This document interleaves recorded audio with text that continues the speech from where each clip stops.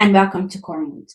Today I'll be talking to you about the K-drama Genie Make-A-Wish. I'm going to talk about the positives, the negatives, and also the controversial part. I'm going to give a short plot synopsis. Genie Make-A-Wish is a K-drama about a genie. The genie is freed from his lamp after 980 years being stuck in there. He was imprisoned as a result of the actions of a woman named Ki Kayong in a past life. Ki Kayong has been a psychopath from birth. In this lifetime, Ki Kayong's life is a monotonous routine controlled by her grandmother's strict rules. She struggles to survive and grapples with complicated human emotions. When she meets the genie, both of their lives are changed forever. The genie has been looking for Ki Kayong's soul to be incarnated for a really long time.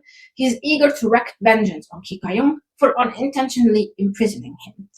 He grants Ki Kayong 3 wishes, and their journey is filled with both conflict and comedy. So the cast of the drama. First of all, Kim Woo-bin and Bae Suzy. They were together in a drama called Uncontrollably Found. After that, Kim Woo-bin, I think he had some kind of illness, so he was not in the spotlight for a really long time. But people were really anticipating both of them coming back and making this K-drama. There are a couple that people really liked on screen. Kim Woo-bin, A-list actor. He has a really long list of K-dramas, movies, and projects. And he was a model before he became an actor, so he's a well-known name. Bae Suzy is, I think, top of the list when it comes to actresses who used to be idols, who managed to make the shift. So she used to be in a girl group from JYP called Miss A, and then she debuted into acting with, I think it's called Dream High, the K-drama is called. Yeah, and after a lot of good choices and a lot of projects that put her in the spotlight, she's now on top of the idol turned actress. That's what it's called. I think in Korea, when an idol becomes an actor or actress, they have like a specific. I think it's harder because people look at them and think, "Oh, you're just you make music. What are you doing?" I think there's a similar thing in the West. I think I really like both of the main leads. Also, An Eun-jin playing Lee Mi-ju and Kim Mi-young playing Oh Bang-geum. Both characters are Ki Kayong, the character played by Bae Suzy. They are her grandmother. And there's also No Sang-hyun playing Ryu Soo-hyun. He plays the genie's brother versus rival. And then Koo Kyo-phil, he plays Sade. And Sade is the genie's assistant. And he's kind of also a jaguar. He can turn into a jaguar, black jaguar. Lee Joo-young is played by Lee Joo-young plays Cho Min-ji. And Cho Min-ji is Ki Kayong's only friend. There are a lot of supporting characters. First of all, Woo Hyun-jin as Irem. Irem is the assistant to Ryo Soo-hyun. So she turns into an eagle owl. And she's also a very interesting character.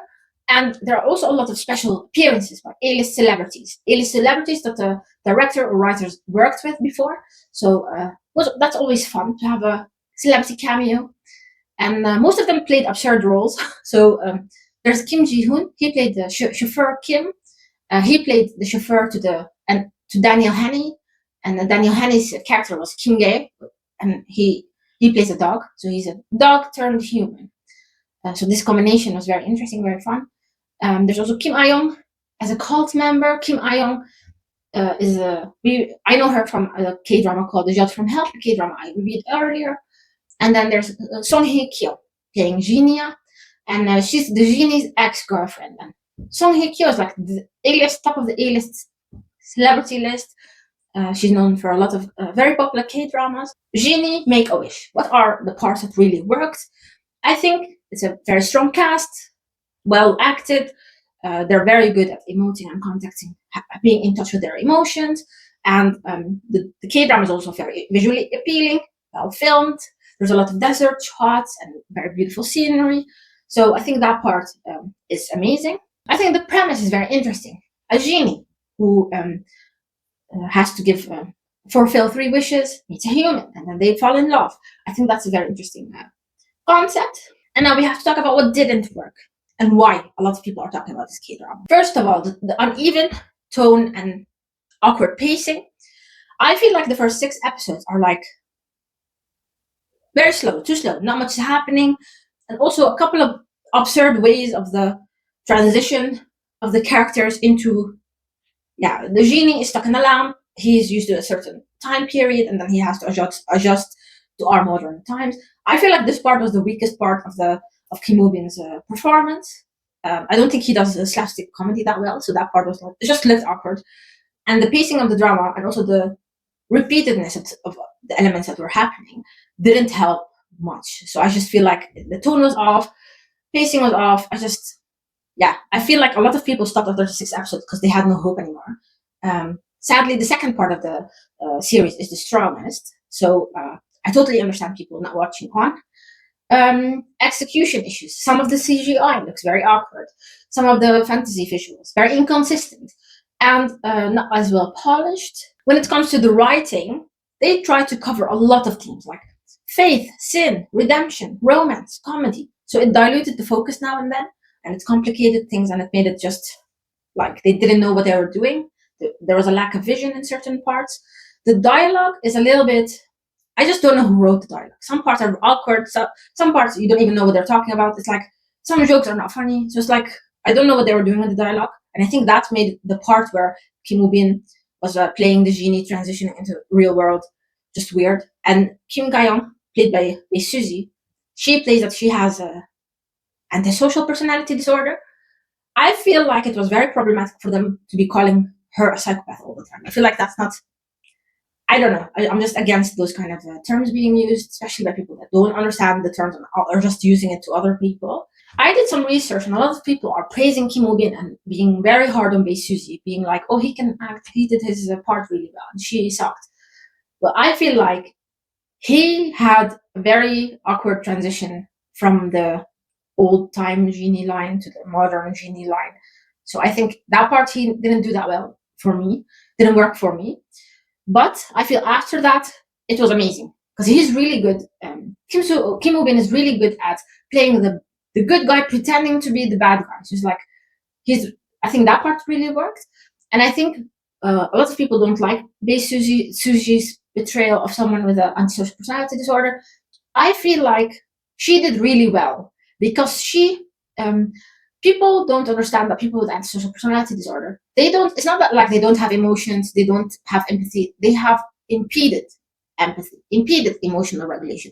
So it's not like, and it's like, I feel like people don't completely understand, and I feel like there's such a spectrum, such a variety of levels, and how someone, what kind of functionality or what kind of elements does someone have. So to be like, oh, she looks like she doesn't act well, or based on what people think someone with this kind of diagnosis should be acting. I just feel like I've met people with antisocial personality disorder in real life, and they look very social, engaging, pleasant, even very charismatic.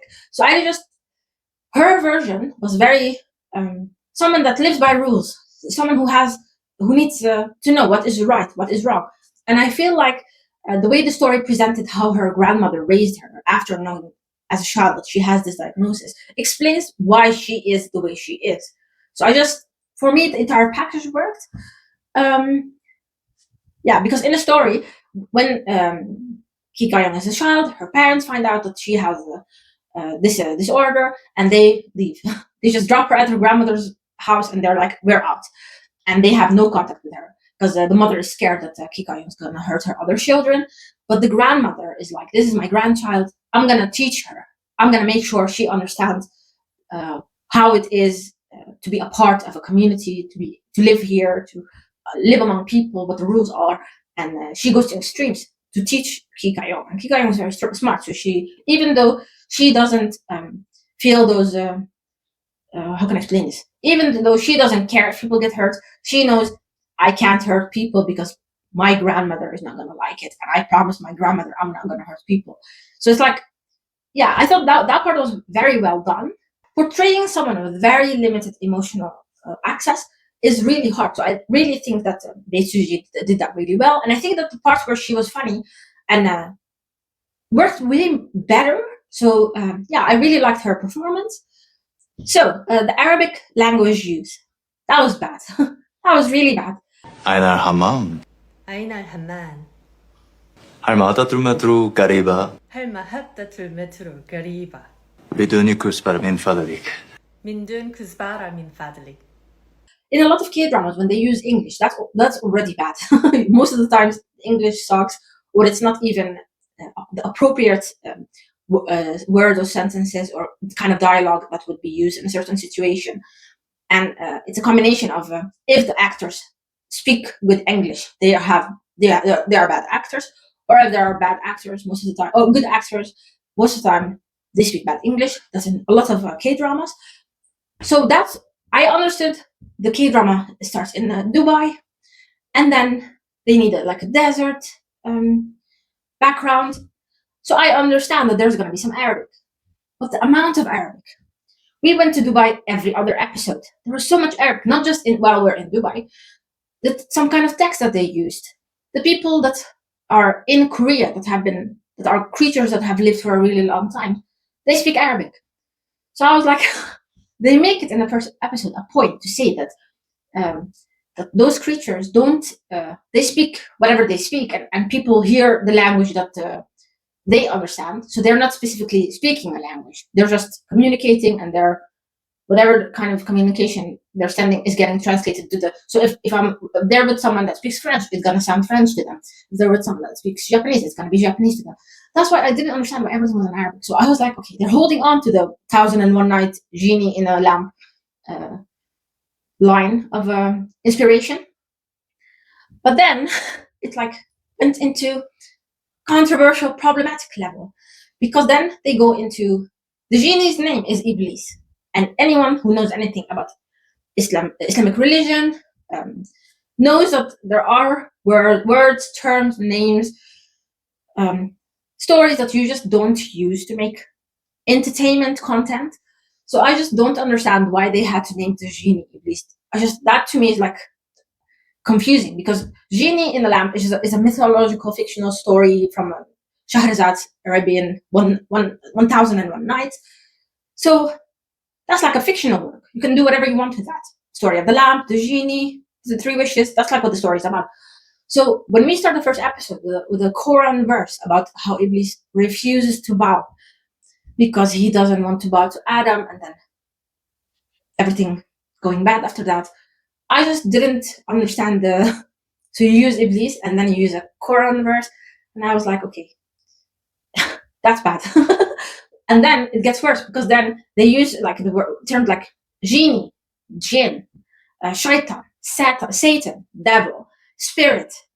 Those are like 6 different things, and they use it interchangeably. So I was like, do they not know that those are different things from different religions, from different backgrounds? It's like the story of the genie in the lamp is not the same story as in the Quran. And there are then Christian stuff from the Bible, Satan, the devil. So I was like, what are they trying to do? It was very confusing. And I think it got also worse because they called the genie, played by Kimubin, Iblis, they kept using Arabic. I think every episode had a lot of Arabic. They were completely mixing things and using things, and so that's like complete mess. And then they called the angel trying to kill Iblis Israel, and that's when I was like, why is that necessary? Because Israel is also someone mentioned in the Quran, and has also a very big story and interesting role in Islam. So I was like, why would you? Those two are not brothers, have their different stories. So you dove into the Quran to look for names, and you picked 2 names you shouldn't. So I'm just so confused. A lot of people online, there was a huge backlash. A lot of people boycotted this K-drama, and one of the people said, as a Muslim, I refuse to watch Genie make a wish. Romanticizing Iblis and making him a protagonist is just completely wrong. A lot of viewers also were very upset about merging religion with mythical concepts without respecting the original meaning.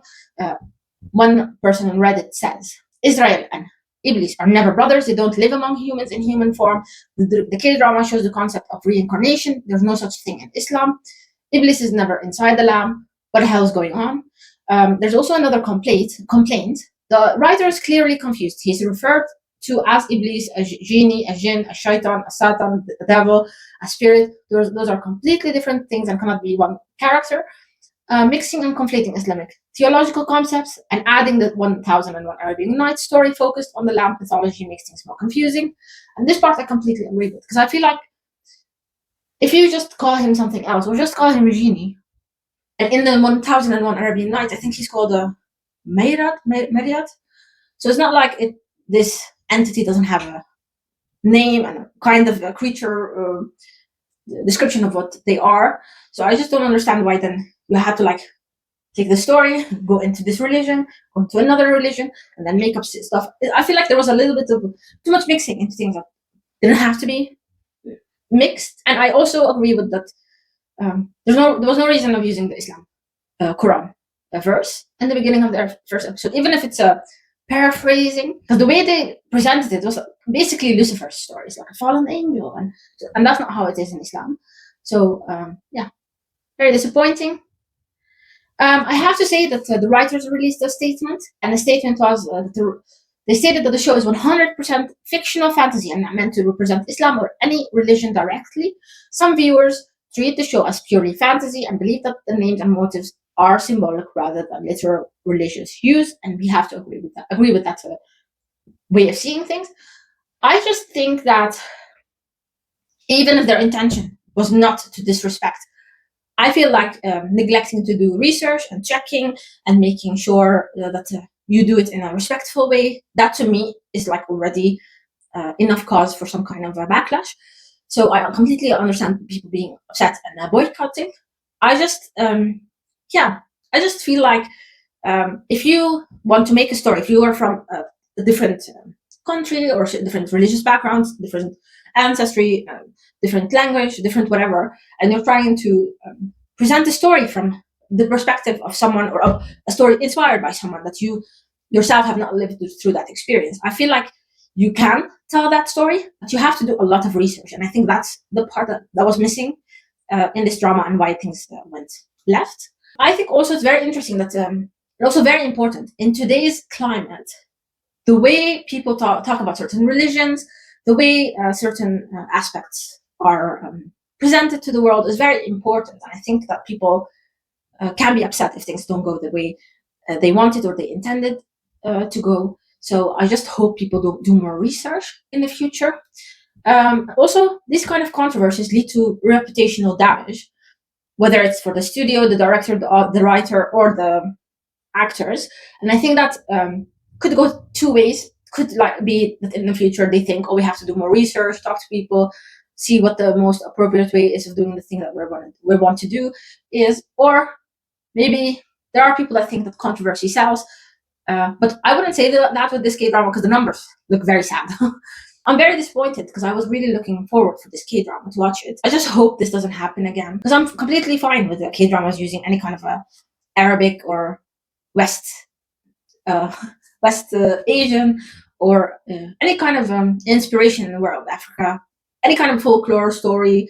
But I just want people to do research to understand what is it about, what's the intent, how can we respectfully use this, and because it's not about creating. I think it's about people valuing something and you just using it in a way that's not what it was intended for. Are you curious about Genie Make a Wish? Are you gonna try to watch it? Did you watch it? Let me know in the comments. Thank you for watching and bye.